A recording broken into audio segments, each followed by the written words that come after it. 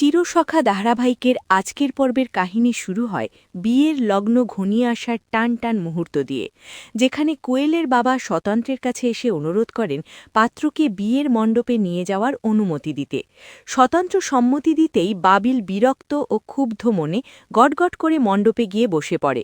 এর মধ্যেই কমলিনীর পরিবারের সবাই, মিঠি, কৃষ্ণ, মা বাবা ও মামি বিয়েবাড়িতে উপস্থিত হলে কোয়েলের মা তাদের আন্তরিকভাবে আপ্যায়ন করলেও কমলিনীর বাবা স্পষ্ট জানিয়ে দেন এই বিয়েতে তাদের মন নেই, যা পরিস্থিতিকে আরও অস্বস্তিকর করে তোলে।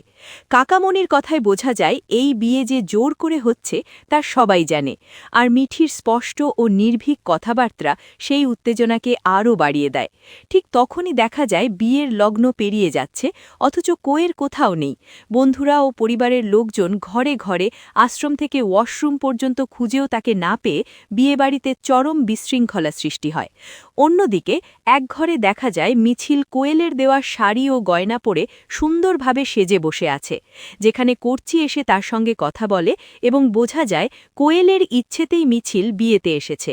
হঠাৎ করেই বন্ধুরা একটি চিঠি নিয়ে আসে, যার ওপর লেখা মিছিলের নাম।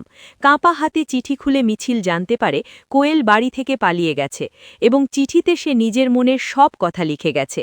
বহুদিন ধরে অন্য ধর্মের এক ছেলের সঙ্গে তার প্রেম, সেই প্রেমিকের সন্তান তার গর্ভে, কিন্তু পরিবার এই সম্পর্ক মানেনি বলেই সে এই চরম সিদ্ধান্ত নিয়েছে।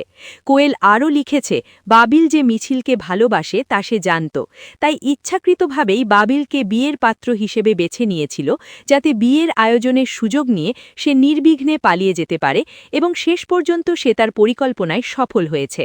চিঠিতে সে আশ্বাস দেয় একদিন সে তার স্বামী ও সন্তানকে নিয়ে ফিরে আসবে এবং তখন হয়তো তার মা বাবা নিজেদের ভুল বুঝতে পারবে। চিঠি পড়ে সবাই হতভাগ হলেও ধীরে ধীরে পরিস্থিতি বদলায়।